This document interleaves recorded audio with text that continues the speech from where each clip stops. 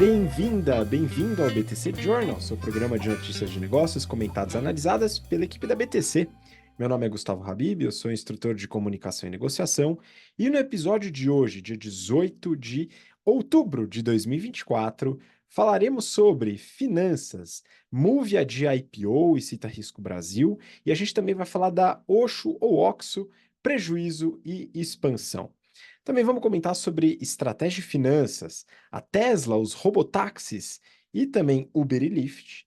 E vamos falar sobre a Natura, Mercado Livre e estratégia de canais. Por fim, na discussão do episódio de hoje do BTC Journal, falaremos sobre flexibilidade versus salário. Brasileiros ganhariam menos para ter um trabalho personalizado. E para me acompanhar nessas discussões, estou aqui com o nosso instrutor de finanças e modelagem, Guilherme Goraeb. Gui, bem-vindo de volta. Olá, Habib. Olá, ouvintes, espectadores. É um prazer estar aqui com vocês hoje. Um prazer estar aqui com o Habib para discutir as notícias. Estamos na primavera, né, Habib? Então, um dia muito aprazível aqui em Floripa. Depois de muita chuva, veio um sol, um céu azul. Espero que o ouvinte também esteja tendo um dia agradável. E vamos lá, que hoje tem bastante coisa interessante para a gente comentar. Boa, aqui a previsão é de temporal aqui em São Paulo. A gente está gravando na quarta-feira, 2 dias antes do episódio ir pro ar. E aí, vamos ver se realmente a previsão vai acertar, hein, pessoal? Eu aproveito para convidar você que está acompanhando a gente pelo YouTube, pelo Spotify, para deixar um comentário, deixar sugestões de temas que eventualmente você queira ver aqui no episódio, e também para você que ainda não se desenvolveu com a gente em nossos cursos, nossos treinamentos, para você conhecer através do link que está aqui embaixo na descrição do episódio os cursos que a BTC oferece, e a gente em breve entra na Black November, hein, pessoal? Nas promoções de novembro, lá, antecipando lá um pouco a famigerada data da Black Friday, tá? Mas para você que quer conhecer um pouquinho mais dos nossos cursos, os links estão aqui embaixo. Você que está entrando no mercado de trabalho, quer alavancar sua carreira, o GBP foi desenhado para você, são mais de 10 mil pessoas, alunos e alunas que se desenvolveram com a gente, estão desenvolvendo suas carreiras nas mais diversas áreas, indústria, mercado financeiro, consultorias, empreendendo,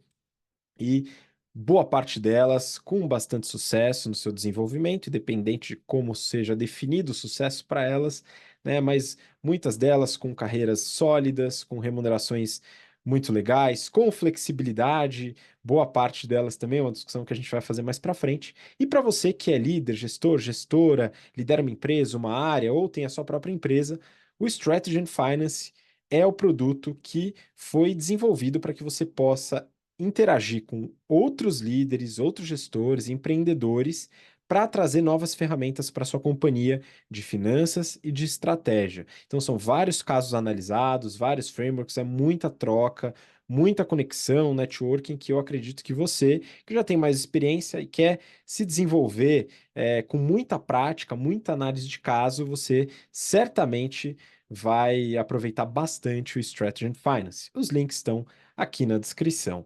E eu vou fazer um convite para você também, principalmente para você que empreende e que é gestor ou gestora de áreas voltadas para marketing. A V4 Company, que é uma assessoria de marketing que atende a BTC, a gente utiliza o serviço da V4 Company, que ajuda bastante nas nossas campanhas, no planejamento de marketing. A V4 está com um conteúdo excepcional para ajudar a alavancar as vendas na sua companhia, e se você for da área de marketing, sabe da importância disso. Em outubro, todos os dias, está rolando pelo menos um evento por dia para poder ajudar você com uma série de profissionais do mercado. E a V4 já tem bastante experiência, cresceu bastante e como cliente, né, posso falar que atende a gente muito bem e ajudou em diversos gargalos que a gente tinha, tá? Então são aulas com mentores, tem um e-book sobre o programa que chama O Único Plano para você poder participar, e o link está na descrição para você acessar, fazer sua inscrição e participar gratuitamente, tá, desse conteúdo todo. E também, se você quiser, tem o QR Code aqui na tela para você acompanhar. Bom, vamos dar sequência, a gente vai comentar sobre as notícias aqui. Gui, e é o seguinte, eu vou começar com essa primeira notícia do tema de finanças. E a notícia é do Brasil Journal. Move é forçada a adiar o IPO. Investidores globais citam, entre aspas, risco Brasil. A gente falou do IPO da Move, comentamos um pouco sobre os resultados, as expectativas, que eram boas até, mas parece que o negócio foi por água abaixo. E aí, Gui, o que você tem a dizer aí sobre esse adiamento do IPO? Isso aí, Habib. Comentamos aqui há 2 semanas, né, sobre o IPO da Move e agora comentamos que ele será postergado, né, indefinidamente. Mesmo com um time de vendedores composto por JP Morgan, Bank of America, Citi, Itaú BBA, BTG Pactual, Santander, Goldman Sachs, Jefferies e Morgan Stanley, ou seja, para você que perdeu a conta, 9 bancos, quase um banco de investimento para cada R$ 1 bilhão de valuation pretendido, né, que eles queriam avaliar a Move aí em 10 bilhões na hora da venda. Isso não foi o bastante. Dos 30 fundos que demonstraram interesse, somente 3 confirmaram as ordens. E o motivo? Aversão ao risco Brasil. Tá? Então, os investidores globais estão reticentes com mercados emergentes, onde se inclui o Brasil, e mais reticentes ainda com empresas desses mercados emergentes. E aí, aumentar a exposição ao Brasil, né, fazer investimento em empresas brasileiras, foi vetado na maioria desses fundos. Um dos fatores de risco que existe nesse tipo de investimento, que foi citado aqui, ele é causado, o risco cambial, né? Que é causado pela concentração das receitas e dos resultados da Move na América Latina, em especial no Brasil. Hoje, metade da receita e 2/3 do EBITDA vem desses lugares, vem da América do Sul, vem do Brasil. E um resultado que sofreria com uma eventual depreciação do câmbio, né? Ou seja, com uma alta do dólar. Essa preocupação anda junto com preocupações sobre macroeconomia do Brasil, né? Em especial o arcabouço fiscal do governo atual. Uma eventual acelerada de moeda, de concessão de crédito, tende a trazer uma inflação mais alta, que tende a trazer uma desvalorização do real frente ao dólar, por exemplo. E aí, na conversão, isso prejudicaria quem investiu em reais, né? Isso sem falar em eventuais inseguranças jurídicas, né? Bom, o IPO ele era majoritariamente secundário, o que significa que o dinheiro estava indo, se não me engano, 3/4 do dinheiro, 300 milhões, estavam indo para o bolso dos atuais acionistas, ou seja, isso não deve influenciar muito a capacidade da empresa de financiar os seus projetos futuros. O jeito para eles vai ser continuar dolarizando a receita e com e o resultado, né, como um todo da empresa, enquanto eles esperam uma janela de mercado mais favorável, enquanto eles esperam os investidores globais ficarem um pouquinho mais otimistas com mercados emergentes, né, em especial com o Brasil. Sem dúvida, vão ficar muito tristes ou ficaram tristes com essa notícia os 9 bancos que estão assessorando o IPO da Move, dado que sem a conclusão das transações, eles só vão ter ali uma remuneração fixa, vão deixar na mesa o bônus, que certamente passa de dezenas de milhões de reais em comissões. Um dia triste na Faria Lima, Habib. O pessoal não vai conseguir trocar de BM no final desse ano.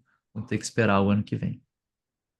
Pois é, aquela gravata nova de seda, o carro importado que eles estavam pensando em comprar com o bônus, foi por água abaixo. Então, meus pêsames aí para o pessoal que atuou fortemente nesse IPO pelo adiamento. É uma frustração, né, pessoal? Mas enfim, seguimos. E agora a gente vai para uma próxima notícia. Eu peguei essa daqui do Invest News. Não é uma fonte que a gente costuma utilizar, mas tudo bem, era pelo tema, até porque eu combinei com o pessoal da aula de sábado da turma 121 do GBP, que eu falaria sobre esta empresa aqui. O título é Operadora do OXXO no Brasil vem dando prejuízo. A expansão acelerada tem fôlego? A reportagem ela começa com a estratégia da Oxo ou OXXO, uma loja por dia e cada vez mais perto da sua casa. Vamos destrinchar um pouco essa estratégia da marca aí que está dando o que falar, principalmente em São Paulo, mas até nacionalmente é uma discussão que tomou bastante corpo. A Raizen, empresa que é uma joint venture, uma união aí, né, uma aliança entre a Cosan e a Shell, inclusive alianças estratégicas, joint ventures, dentre outras, são abordadas dentro do GBP e do Strategy and Finance, como elaborar estratégia para esse tipo de aliança, como que funciona, quais são os detalhes de cada tipo de aliança que você pode executar. Joint venture é uma delas. Mas para comentar que a gente aborda também esse tema com vários casos, né? Então a Raizen é uma joint venture e ela se juntou com a FEMSA, que é a engarrafadora da Coca-Cola, para criar o Grupo Nós, que é uma joint venture entre a FEMSA e a Raizen, 50% para cada, com o objetivo de lidar com a divisão de varejo alimentício de bens de consumo do grupo. O grupo nasceu em 2019 e o Grupo Nós ele engloba as marcas OXXO e Shell Select.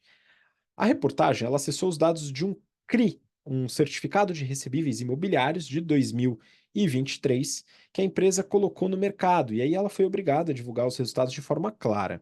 E eu trouxe aqui também os resultados do grupo mais atuais, que são divulgados no balanço da Raizen. A Raizen ela tem uma parte ali no balanço dela, no ITR, na parte contábil ali, em que ela segmenta o grupo Nós. E como é empresa de capital aberto, né, tem todos os dados abertos de forma bem simples. Da marca Shell Select, o Grupo Nós aí tem 1.300 lojas. Da Oxxo são mais de 21 mil. E tem também uma Shell Café, que eu não vi quantas lojas tem, eu não achei essa informação fácil no site. Particularmente também não conheci essa marca. A reportagem ressalta os prejuízos recorrentes da companhia. Além disso, ela cita queima de caixa. Nos dados do CRI, em 2023 foram 84 milhões de caixa queimado e em 2022 60 milhões. Eu estou falando aqui caixa queimado na operação. O CAPEX, em 2023, passou de 188 milhões, num período em que subiram 207 lojas, uma a cada 42 horas. Aí a reportagem coloca uma frase do Grupo Nós, explicando que a queima de caixa se deve a investimento. E isso não é verdade. A empresa queima a caixa na operação, como está no balanço, está ali descrito no balanço auditado, etc. E também queima nos investimentos. Mas os investimentos que tem que queimar, né? Enfim, tem que fazer investimento, principalmente no modelo de negócio deles, não explica por si só a queima. Ou seja, queima a caixa na operação, queima nos investimentos, depende muito de financiamento para equilibrar essa balança, e ainda assim, eventualmente não equilibra. A questão é, isso é sustentável? Claro que perguntando isso para o grupo nós, eles vão falar que é. E a questão é que talvez seja mesmo. A questão é do que depende isso? Depende da dinâmica de poder de barganha de fornecedores e clientes e também da concorrência, ou quanto eles conseguem eliminar os outros mercados. O executivo sondado pela reportagem diz que esse modelo foi testado e reprovado pelo Dia, que tentou criar muitas lojas, algumas menores, e está em recuperação judicial. Segundo ele, as lojas não têm uma proposta clara, segundo esse executivo que não é do Grupo Nós, é um executivo de mercado. As lojas não têm uma proposta clara, não garante a conveniência que o público busca, e isso seria um ponto detrator. Eu não sei se eu concordo integralmente com esse executivo. Eu até acho que tem uma proposta clara. Um monte de ultraprocessado na loja, produtos de limpeza, alguma coisa de pão ali para manhã de quem se desloca. Ou seja, produtos de primeira necessidade, produtos de uso fácil e, via de regra, tirando essa parte dos pães, pães de queijo, etc., que não são perecíveis. A capilaridade ajuda muito na conveniência e também na redução de estoques. Ou seja, eu vejo sim um modelo de negócio que pode ser sustentável. Eu acho que o desafio para a Oxo está na competição, mas não com o Minuto Pão de Açúcar ou Mini Extra, mas com o Mercado Livre, Amazon e iFood, que são modelos de negócio de entrega que oferecem uma conveniência ainda mais conveniente para alimentação imediata, itens de primeira necessidade. Todos eles entregam rápido e você nem sai de casa. Outra competição que eles têm é com os mercadinhos autônomos em condomínios. Para os grandes centros, com muitos prédios, eles acabam satisfazendo essa necessidade. Mas o principal desafio é realmente a sustentabilidade financeira. Ela depende da Oxo realmente conseguir muito volume para comprar produto barato e vender com margem, coisa que ainda não acontece e é o que a gente vê nos resultados. Eu, como grande fã de pequenos negócios, mercados de bairro e principalmente padarias, eu não posso dizer que eu torço pelo sucesso da Oxo, né? Mas isso é bastante pessoal, né? Porém, eles estão tentando da forma correta, né? É que eu acredito realmente que para a Oxo se desenvolver e conseguir a sustentabilidade financeira, esses mercados e padarias precisam quebrar, né? Mas a forma que eles estão tentando fazer isso, na minha visão, é correta. Eles estão investindo, se endividando para ganhar volume e tentar virar o jogo a partir do ganho de escala. Faz sentido, é uma estratégia que costuma vencer para muitos modelos de negócio. No caso deles, vai precisar de muita pujança econômica. E através de Raizen e Fensa, é possível que eles tenham sim. Dando uma olhada rápida nos resultados, aqui eu peguei o resultado da Raizen, né? Eles segmentam aqui o grupo Nós. A receita líquida do grupo Nós, que engloba Oxo e Shell Select, no segundo TRI de 24 foi de 260 milhões de reais, um aumento de quase 50% em relação ao mesmo período do ano anterior, e um prejuízo de 52 milhões. Esse prejuízo caiu muito, era de 109, né? Caiu quase pela metade. Ou seja, a gente tem aqui a escala contribuindo, poder de barganha com fornecedores, provavelmente eles estão conseguindo comprar mais barato, e ainda tem competição, fazendo com que o preço também não possa ser tão elevado. Agora, a maior preocupação que eu vejo aqui, ou uma das maiores, é no índice de liquidez corrente, a relação entre ativo e passivo circulante. De novo, a empresa ela tem pujança econômica por ter grandes empresas por trás, mas a sustentabilidade dela mesma também é relevante. E ela tem esse índice em 0,92, ou seja, ela tem mais passivo circulante do que ativo circulante.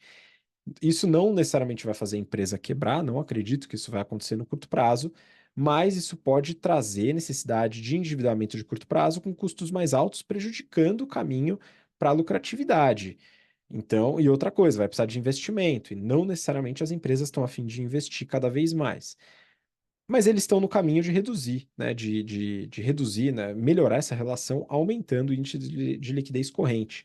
Então, assim, melhorou, ainda não está bom, mas está no caminho. Acho que é a estratégia correta e boa sorte aí, né? Eu vou continuar torcendo para os mercados e as padarias.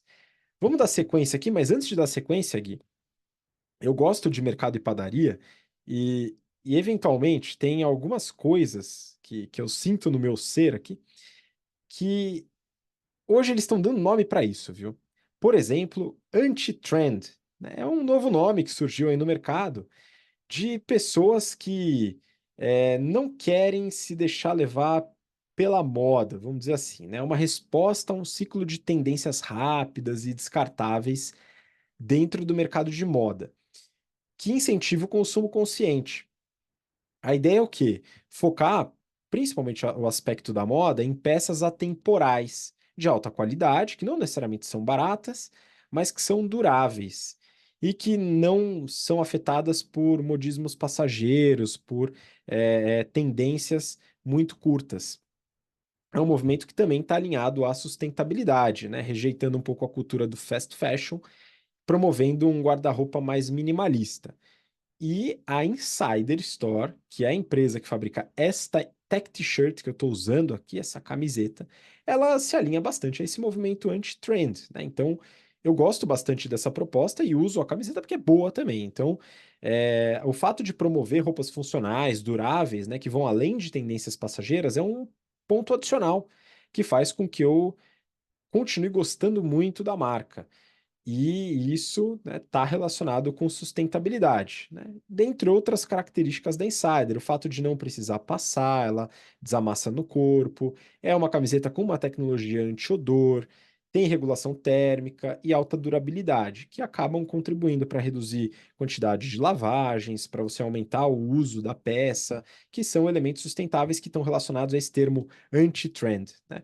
Apesar de eu ficar meio irritado quando começam a categorizar características minhas, faz parte, né? Enfim, tá tendo nome para tudo hoje em dia. Mas o mais importante é que a Insider, ela resolveu adiantar a promoção de Black Friday, o Black November, né? Então, a gente está agora na Black Insider, tá? Ela foi adiantada e a gente está com um cupom especial para esse mês exclusivamente e usando o cupom mais os descontos no site, você pode ter até 40% de desconto nos produtos da Insider. Até 40%. É coisa, hein, pessoal? Então, se você quiser aproveitar, utilize o cupom exclusivamente para esse mês BTC15 BTC15, beleza? Cupom BTC15 e entra no link que está na descrição. Aí você vai conseguir fechar seu carrinho, ver qual que é o desconto, utilizando o cupom mais os descontos no site e aproveitar caso você também se alinhe a essa moda anti-trend, quiser roupas que são mais atemporais dentro do seu guarda-roupa, eu garanto que vale a pena. Vamos dar sequência, Gui? A gente tem mais alguns temas aqui para falar. E a próxima notícia eu peguei aqui do Neofeed. Uber e Lyft ganham um empurrãozinho, entre aspas, da Tesla. Gui, eu queria que você falasse também sobre o evento, que foi bem divulgado aí na mídia, do Elon Musk, com os robotáxis e tal. E aqui também tem uma interface com Uber e Lyft que eu acho bem legal da gente compartilhar. Então, manda bala. O Elon Musk teve uma semana agitada aí, Habib. Ele teve a apresentação dos robôs que queriam ser autônomos, né? Ou que quem sabe serão autônomos. Ele teve lançamento de foguete com direito a ré e ser abraçado por rachis ali na plataforma. E ele teve a apresentação do seu robotáxi com claras inspirações no filme Eu, Robô, né? E aquele carro futurista que aparecia lá no filme. A Tesla fez um evento onde ela apresentou o seu robotáxi, ou seja, o carro autônomo que poderá ser comprado para fazer Uber sem a necessidade de um motorista. Esse evento foi anunciado em abril, estava trazendo uma expectativa alta para a Tesla e, por consequência, preocupações para os seus concorrentes, como Uber e Lyft, empresas que hoje dominam o segmento de mobilidade urbana. Porém, a ausência de detalhes e informações mais precisas sobre a data de lançamento do veículo, as suas reais capacidades e o custo efetivo tiveram um impacto negativo sobre a Tesla. Depois do evento, as suas ações tiveram uma forte queda de quase 9%, chegando a US$ 217 e levando o valor da empresa para míseros 696 bilhões de dólares. Por outro lado, os investidores acabaram ficando um pouco mais otimistas com Uber e Lyft, dado que parece que eles têm mais alguns anos pela frente até que a frota de robotáxis seja uma ameaça real. E as ações subiram 10,8% e 9,6%, com os valuations atingindo 181 bi e 5,5 bi de dólares, respectivamente, aí para Uber e Lyft. Acho interessante parar um momento e notar a magnitude do valuation dessas empresas, né? A Lyft com 5,5 bi de dólar de market cap, de valuation. A Uber com 181 bi, ou seja, 33 vezes o tamanho da Lyft.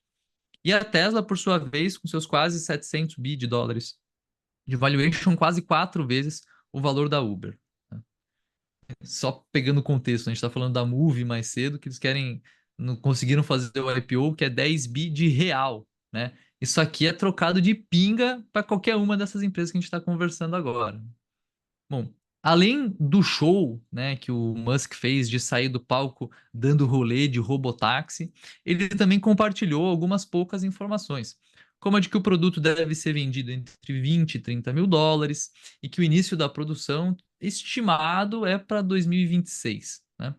E para entender um pouco do pessimismo do mercado com esse tipo de declaração do Musk, vale lembrar que em 2019, ou seja, há 5 anos, o Musk tinha declarado que a empresa, a Tesla, teria até 2020, 4 anos atrás, 1 milhão de robotáxis nas ruas, né? Até agora só tem aquele que ele desfilou ali e não está na rua, né? Então, não dá para ser muito otimista com as declarações do Musk. Ele mesmo falou que às vezes ele é otimista demais, né? Erro meu.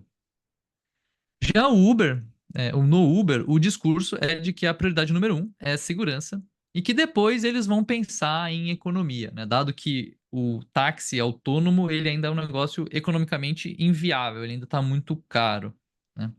O CEO, o qual eu devo pronunciar o nome erroneamente, já peço desculpas, o Dara Khosrowshahi, ou o Dara aqui entre nós, disse que não vê os robotáxis ocupando uma parcela relativa da frota por anos.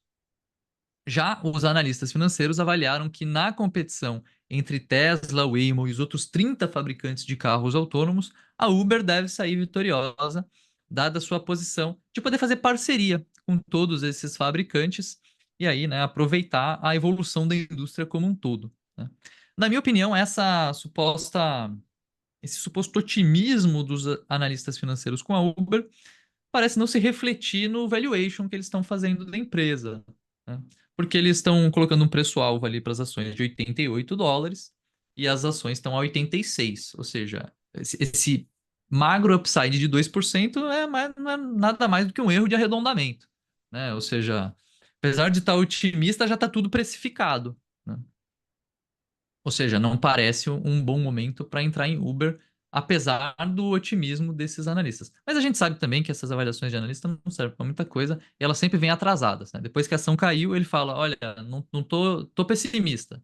Depois que subiu, fala que está otimista. Então, enfim, não ajuda muito também, né?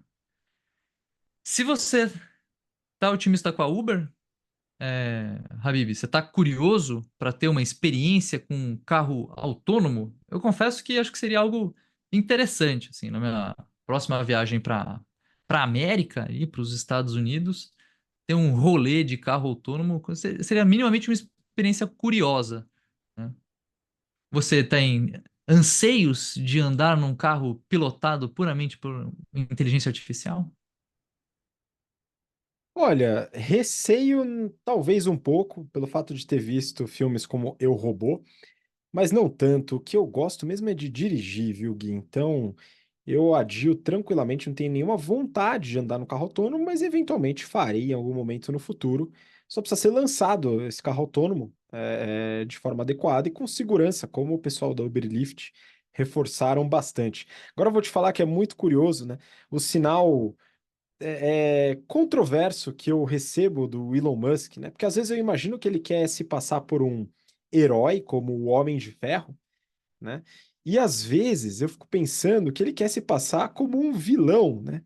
A não ser que ele tenha visto o robô e ache que o Will Smith era o vilão do filme. Aí já é uma questão de interpretação do cinema, né? Mas é uma mensagem aí confusa que eu recebo, né? E fica aí já os parabéns para todo o time de engenheiros, técnicos e programadores da Tesla e também da SpaceX pelo desenvolvimento tecnológico que eu tenho bastante convicção de que não foi o Elon Musk que fez esse desenvolvimento, viu? Até porque eu vi a formação dele aqui, Gui, eu conferi aqui, ele é formado em economia e física, né? Então são duas formações, pelo que eu vi aqui, tá, pessoal? Às vezes vocês podem me corrigir nos comentários.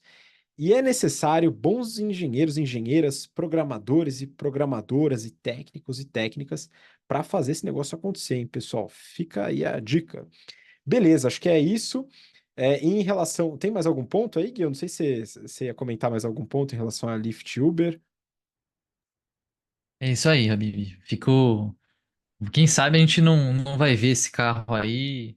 O Musk falou em 2019 que vinha em 2020, falou que agora vem em 2026. Quem sabe até 2030 ele não tá nas ruas, né? Pois é, aí depende do país também, as ruas da onde, né? Esse é um outro ponto relevante para a gente colocar. Mas vamos dar sequência. Eu queria falar um pouco sobre, agora, Brasil, né? Valor econômico. Natura passa a ter loja na plataforma do Mercado Livre. É, aqui a gente está falando de um tema que também é tratado em marketing no GBP, um tema que eu gosto bastante. Falei aqui com as turmas que eu dei aula esse semestre, turma 121 e turma 118, sobre estratégia de canais. A partir dessa semana, a Natura passa a comercializar seus produtos dentro do Mercado Livre. A gente já falou bastante do modelo de negócios de marketplace com o Mercado Livre. Algo que talvez seja uma novidade para algumas pessoas é que há diversas marcas oficiais com as suas lojas lá dentro. Você pode, por exemplo, comprar pilhas da Panasonic na loja da Panasonic dentro do Mercado Livre. Eu já fiz isso algumas vezes, inclusive. Tem mais de 3.000 lojas nesse modelo. Além, claro, do marketplace tradicional, de um lojista, um varejista comum, abre seu espacinho lá no site e também vende através da plataforma. Mas com a Natura é novidade, porque é a primeira loja da Natura dentro de um marketplace. No Mercado Livre já tem marcas como o Boticário, Eudora, L'Oréal Paris, Peio, que são marcas aí do mesmo segmento. O portfólio que vai para o marketplace, no caso da Natura, tem mais de 200 itens que envolvem higiene, beleza, maquiagem, perfumaria. E os produtos eles vão ficar no centro de distribuição do Mercado Livre, facilitando a entrega rápida. A VP da área de omnicanalidade vê o benefício de expandir as possibilidades de compra do consumidor. Quem faz compras com frequência no Mercado Livre agora tem à disposição os produtos da Natura para colocar no carrinho, facilitando o acesso. O Country Manager do Mercado Livre, Fernando Yunes, ele afirma que a categoria cresceu bastante no último TRI. 80% para perfumaria e 35% pele e cabelo, isso no trimestre, é bastante coisa. A Natura, ela tem uma estratégia de canais diversificada. Ela tem o e-commerce próprio, tem 900 lojas, sendo uma parte delas própria, outras franqueadas, e tem as consultoras, que somam mais de 3 milhões e 500 mil pessoas na América Latina. Agora, também com marketplace no Brasil, Argentina e Chile, usando o Mercado Livre. Essa é a segunda grande movimentação de estratégia de canais só nesse trimestre. Em agosto, a Avon entrou no varejo físico, por exemplo. Uma preocupação que se passou pela minha cabeça foi a competição entre os canais. O quanto as vendas do marketplace podem afetar as vendas no e-commerce próprio, por exemplo, ou até a receita das consultoras. A empresa, ela diz que está investindo muito nesse último canal, no caso as consultoras. Isso está sendo feito através da integração entre Natura e Avon, que já está numa segunda fase, dando mais sortimento para as consultoras, mais opções, além de otimizações logísticas e de armazenamento para facilitar a distribuição através desse canal. Numa primeira análise, parece um movimento acertado. Diversificar para o marketplace pode atrair um público novo, que está dentro da plataforma e não teria a atitude de entrar no site da Natura ou buscar fora de lá. Eu falo com lugar de fala, obviamente não só meu. Já analisamos alguns números e estratégias do Mercado Livre em episódios passados. Outro ponto é a resiliência da estratégia de canais e a omnicanalidade. Não dá para afirmar que o canal de consultoras vai se fortalecer para sempre e o e-commerce pode perder espaço para os marketplaces por questão de conveniência e concentração de mercado. Então, uma certa proteção. Eu estou certo que o time de omnicanalidade também pensa em integrações dos canais on e offline para evitar a competição entre eles. Essa é uma das principais funções da omnicanalidade, fazer o melhor de vários canais online e offline. O risco aqui, não acho que é na estratégia de canais, que eu acho que está sendo bem desenhada e tal. Para mim, o risco é a margem que cai no marketplace. A Natura, ela já está numa situação financeira não tão confortável. A gente já avaliou os financials da Natura em episódios anteriores, tá? Vale a pena conferir no histórico. Endividamento alto, que está em processo de redução, e prejuízos recorrentes. Então, assim, eu acho que o caminho é pela omnicanalidade, é um canal interessante, mas o que a Natura precisa mesmo pensar é em estratégia de produto e precificação, para tentar cobrir essa queda de margem que esse novo canal pode trazer.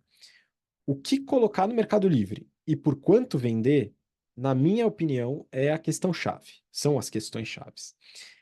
Eu acho que com o time competente que eles têm, eles vão fazer a lição de casa, mas é uma atenção que a empresa tem que ter na hora de distribuir os canais. Lembrando que a gente está falando de estratégia de marketing que vai englobar estratégia de canais, vai englobar produto, precificação, comunicação, que fecham ali os 4 P's de marketing que a gente aborda dentro do General Business Program. Bom, essa foi a última análise que a gente fez aqui, né? Mas a penúltima notícia, porque a gente tem a discussão do BTC Journal. Valor econômico. Brasileiros ganhariam menos para ter trabalho personalizado. Gui, queria que você começasse discutindo os aspectos da notícia que traz uma, uma pesquisa bastante robusta. Tá? Acho que tem bastante coisa para a gente tirar daqui. Pode começar. Vamos lá. Bom, então essa foi uma pesquisa que revelou que os brasileiros aceitariam ganhar menos no trabalho por um trabalho mais personalizado, né? De acordo com a pesquisa, essa foi uma pesquisa feita pela HP, Ela ouviu 15.600 pessoas em 12 países, sendo 1.300 pessoas no Brasil. E, de acordo com ela, 78% dos trabalhadores do conhecimento no Brasil e 86% dos líderes de negócios procuram uma experiência de trabalho mais personalizada. Metade dos entrevistados diz, inclusive, já viver essa personalização. E o que seria essa personalização do trabalho? Ela inclui a flexibilidade de um trabalho híbrido ou remoto, ela inclui horários flexíveis, ela inclui maior autonomia na organização da rotina, ela envolve ambientes inclusivos e diversos e a adaptação às necessidades individuais dos colaboradores. O resultado esperado das empresas que apostam, quer dizer, apostam não, né? Que investem em maior flexibilidade é o maior engajamento e a satisfação dos funcionários. A pesquisa mostrou ainda que os profissionais desejam utilizar tecnologias que melhorem o seu desempenho, como é o caso da inteligência artificial. Inclusive, o estudo apontou que 82% dos profissionais brasileiros já utilizam a AI no seu trabalho, no seu dia a dia, uma alta impressionante frente aos 46% que declararam utilizar a AI no ano anterior. Ou seja, um crescimento aqui absurdo, né? A gente saiu de menos da metade para quase todo mundo, né? 82% dos profissionais já utilizam AI no seu trabalho. Acho que isso tem sido facilitado, né? Muito porque os produtos e ferramentas estão cada vez mais embutindo AI, então tá mais fácil você encontrar, tá mais fácil você utilizar AI hoje, né? Os próprios LLMs que foram responsáveis por um grande crescimento e difusão da AI, eles têm ficado cada vez mais espertos e trazido respostas mais interessantes para os questionamentos que são feitos. E acho que isso traz também um alerta, né? Que é, se você está fazendo o seu trabalho da mesma maneira que você fez há 1, 2, 3 anos, olha para o lado e vê se você não está ficando para trás, né? Porque quase todo mundo está usando AI. Se você está usando direito, aliás, se essa galera que está usando direito e conseguindo bons resultados, a gente não sabe, né? Mas vale ficar atento ao que está acontecendo na sua área em específico. E vou dar um exemplo. Lá na Elevate, a gente usa LLMs, usa inteligência artificial generativa para treinar bots para fazerem pedaços de trabalho que antes eram feitos por pessoas, pedaços de trabalhos intelectuais, né? Como, por exemplo, uma análise de perfil, como, por exemplo, entender a adequação de um candidato com uma vaga, como, por exemplo, elaborar um relatório que lê o perfil de um candidato, o perfil de um entrevistador, a descrição de uma vaga e diz como que o candidato consegue se vender melhor para aquela posição, para ele ter uma entrevista com melhor sucesso, né? Para alguém fazer isso, para você fazer um relatório desse, levaria muito tempo. Então, usar a AI traz um ganho de produtividade insano. Porém, não é só você pegar a dica de prompt que você viu no LinkedIn, no Instagram, jogar lá e achar que vai sair um negócio legal, né? Muitas vezes você precisa treinar aquilo, você precisa parametrizar, precisa de meses, né? De muitas e muitas tentativas para conseguir ter uma saída de fato útil, né? Com uma saída rica em informações, com um conteúdo bem redondo, né? Ou seja, não estou dizendo que todo mundo vai usar a AI amanhã de manhã, tem que usar, mas estou dizendo, dá para extrair bastante valor de AI desde que você fique atento ao que está acontecendo e também não tenta de um jeito, né, nas coxas aí, não tenta de qualquer jeito, né? Se for pegar, ver uma aplicação, se dedica mesmo para tentar fazer aquilo funcionar, porque já tem muita gente é, otimizando, né, o seu tempo, otimizando a sua rotina, aumentando a sua produtividade com uma boa utilização de AI, né? Bom, voltando aqui para a pesquisa, fechando esse parênteses, né? Quase 80% dos entrevistados relataram que a personalização da experiência pode melhorar a relação com o trabalho e melhorar o bem-estar de uma forma geral, além de incentivar eles a permanecer mais tempo na organização onde eles atuam. Esse é um ponto bem interessante. Eu estava conversando recentemente com um CTO de uma empresa americana, contrata aqui no Brasil, e ele estava me trazendo a preocupação com retenção do time, né? E, bom, a gente sabe, né, em profissionais de tecnologia, desenvolvedores e galera de produto, não está hoje no melhor momento que já teve, né? Acho que pós-pandemia teve um boom legal e agora deu uma diminuída, mas, via de regra, é um profissional que tem uma ótima remuneração, né? Quando a gente olha na média aqui do Brasil, é um profissional extremamente bem remunerado. Nesses casos, um aumento de 10, 15, 20, 30% muitas vezes não tem impacto nenhum na qualidade de vida da pessoa. Enquanto que morar onde quiser, ter flexibilidade para fazer os seus horários, trabalhar numa empresa que tem uma cultura legal, trabalhar com um chefe que é legal, isso sim faz diferença na qualidade de vida. E, por consequência, faz diferença na retenção do time, né? Isso é tão verdade que a pesquisa identificou que 92% dos brasileiros dizem estar dispostos a abrir mão de parte do salário para ter um trabalho sob medida, né? E aí, acho que vale lembrar que eu e o Habib, a gente gosta bastante de economia comportamental, já lemos vários livros, estudamos sobre isso, até montamos curso sobre isso, né, Habib? A gente precisa colocar no ar esse curso, mas lá em economia comportamental tem um estudo que mostra que perder alguma coisa, perder uma quantia financeira, é uma dor 2 vezes maior do que ganhar, da alegria de ganhar aquela mesma coisa. E que a gente tem 92% das pessoas falando que está disposto a abrir parte de mão do salário, está disposto a cortar o que já tem. Ele não está disposto a abrir mão de um ganho, né, a não ganhar, Ele está disposto a diminuir hoje. Isso dói pra caramba. Então, isso mostra que é um negócio extremamente valorizado, né?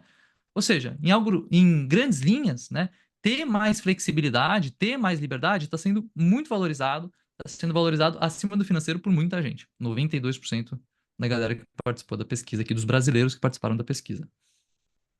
No fim do dia, né, o pessoal quer ser tratado mais como adulto e menos como criança.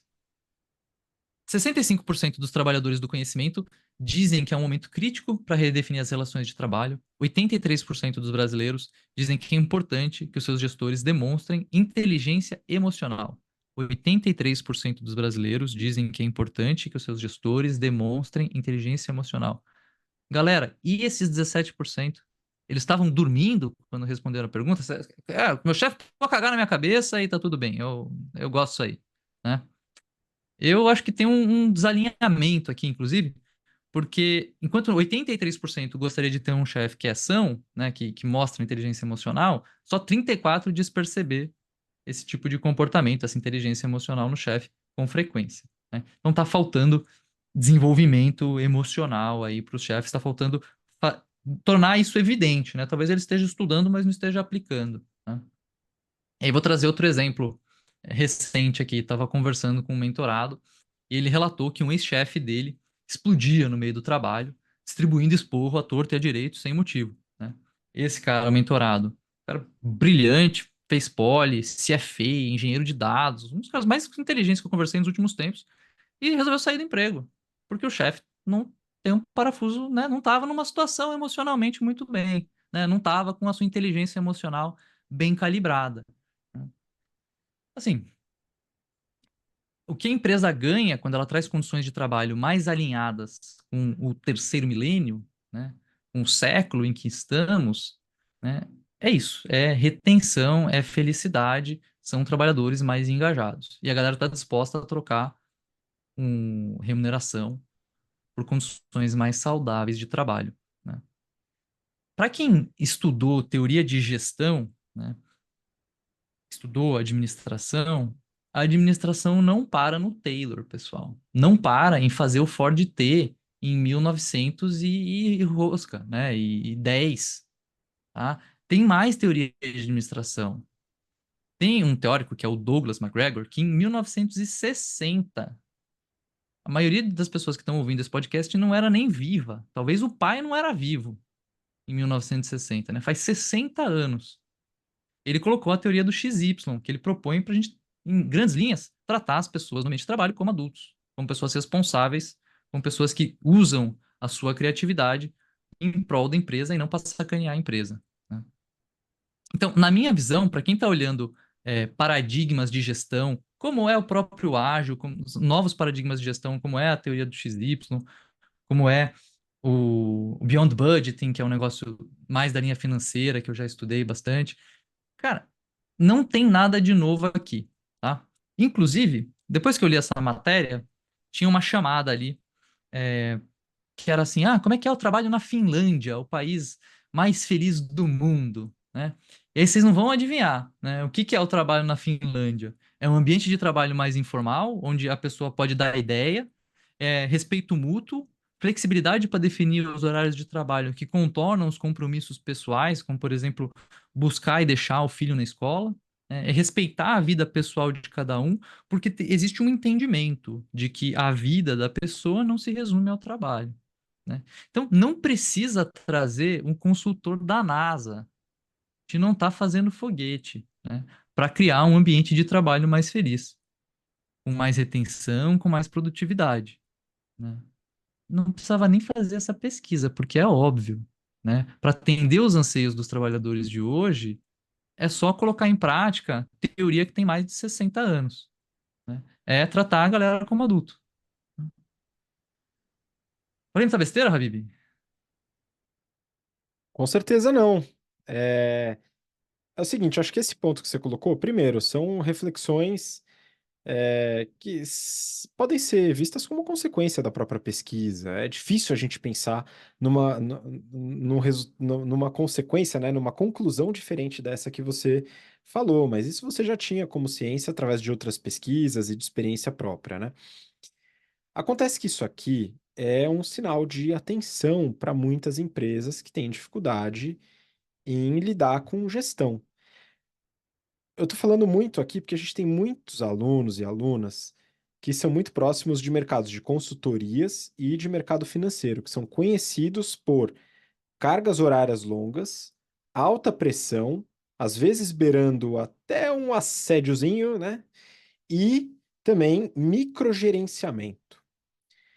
Então vamos lá. Microgerenciamento. Às vezes a pessoa tá lá e fala, putz, é necessário, porque a pessoa precisa aprender, o trabalho é delicado, etc. Se você desenvolve um bom modelo de trabalho, em que você tem métricas bem estabelecidas, um escopo bem desenvolvido, a microgestão se torna cada vez menos necessária. Quando a pessoa vê ela como necessária, é porque ela não fez a lição de casa no tema gestão primeiro. Então, esse é um principal ponto. Aí, quando a gente fala de necessidade de horas, de longas horas, né? Ah, porque tem cliente para atender e o cliente. Primeiro que assim, quando o cliente manda um e-mail, pessoal, em geral isso não é urgente, tá? Se for urgente, ele liga. Mas tudo bem, vamos passar dessa, a gente pode ignorar esse ponto e falar, pô, a empresa precisa atender o cliente, a empresa precisa atender os seus resultados financeiros e tal. Também acho nada melhor do que isso, você reduzir o seu custo de pessoal fazendo o que o pessoal quer. Não é verdade? Então você pode diminuir, dado que 92% estão dispostos a reduzir remuneração, né? Você não vai reduzir na hora, mas na hora de montar equipe, etc., enfim, né? A operação disso é um pouco mais complexa. Mas você se baseia nisso para reduzir custos, manter o time mais animado, mais engajado, reduzindo o turnover, que traz mais custo, né? E essa parte da remuneração reduzida não é um senso de exploração, tá? As pessoas elas estão de acordo com isso para poder ganhar outras coisas. E é claro que aqui existe um chão, tá, pessoal? Não é, a pessoa ganha um salário mínimo, etc. Não, não. Em geral, isso acontece muito para cargos, né, que já têm uma remuneração que é capaz de bancar um estilo de vida razoavelmente confortável. Beleza? E aí a gente chega na necessidade de adaptação. E aqui envolve muito a empresa, mas um pouco também o funcionário. E para isso, Gui, eu achei um material da McKinsey, a maior consultoria estratégica do mundo em quantidade de consultores e tal, muito conhecida. E o panfleto deles aqui, a oficial deles, chama-se Flexibility at McKinsey, ou Flexibilidade na McKinsey. E aqui eles colocam que a flexibilidade é fundamental para eles. Eles colocam no texto: você deve ter a possibilidade de ter uma carreira fantástica e uma vida plena, e fazer isso da forma que funciona melhor para você. E aí eles colocam que eles oferecem uma série de aspectos de flexibilidade e que todos os consultores podem optar por isso. Tá? Então, eu trabalho na McKinsey, ninguém falou isso para mim. Então você pega esse panfleto e você esfrega na cara do RH, tá? Mas antes disso, vai assistir as aulas de negociação para poder aumentar seu poder de barganha, né? Bate na reservation price, dentre outros temas, tá? Antes de seguir para essa. Mas é o seguinte, o que que diz o panfleto? E eu, particularmente, fiquei muito feliz vendo isso, tá, Gui? Porque consultoria, em geral, tem um pouco mais de dificuldade. Mas a McKinsey, a gente tem alguns alunos, eles comentam que existe também uma adaptação bem legal por parte deles. Então, ó, um tipo de flexibilidade é programas part-time, você reduzir a quantidade de dias por semana ou horas por dia, a combinar. O que eles chamam de take time, né? Você estender um período off entre projetos. Como é um trabalho de projeto, você fica 2 meses num projeto, você já vai para outro. Você pode expandir isso, você pode ficar 2 meses fora de um projeto, por exemplo. Aí tem, por exemplo, o pace, né? A velocidade de crescimento. Opção para os consultores ficarem mais tempo num cargo. A consultoria, muitas vezes, elas tinha aquela necessidade que a gente chamava de up or out, ou você cresce ou você sai. E a McKinsey tirou isso, né? Pelo menos está aqui no panfleto, tá, pessoal? Que é deles mesmo, né? Não é fake news nem nada, é mckinsey.com o site, tá? E aqui eles dão essa possibilidade. Aí é o seguinte, primeiro ponto, para a empresa, tá ciente desse tipo de política global, tá ciente de que isso é bom para a empresa e para o funcionário, e comunicar isso com os funcionários, porque às vezes eles acham que isso não existe e eles saem da empresa. Então, comunicar é importante.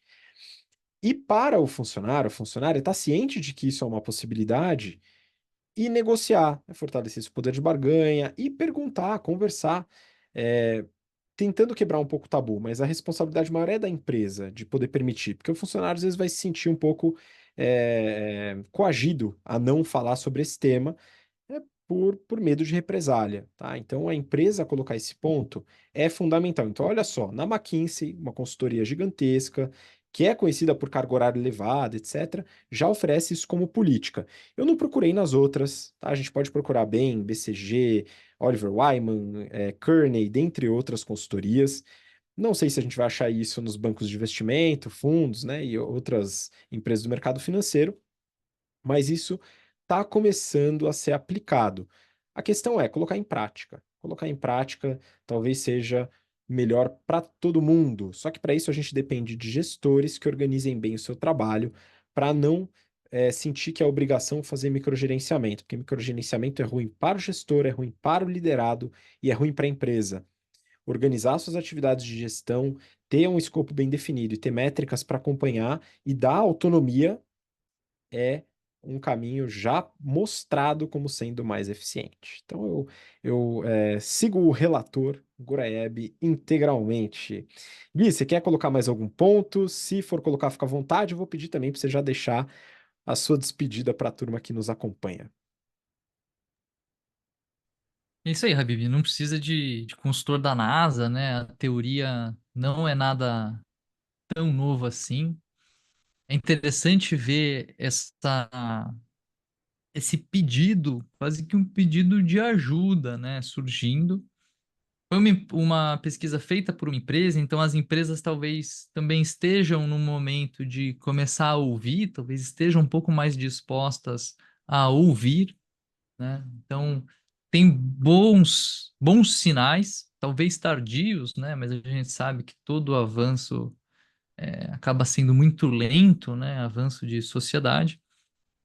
Caso o ouvinte, né, esteja numa posição de influenciar alguma coisa dentro da sua empresa sobre esse tipo de modelo de gestão e queira bater um papo, ele é muito bem-vindo para conversar sobre isso, para eventualmente contar com algum apoio.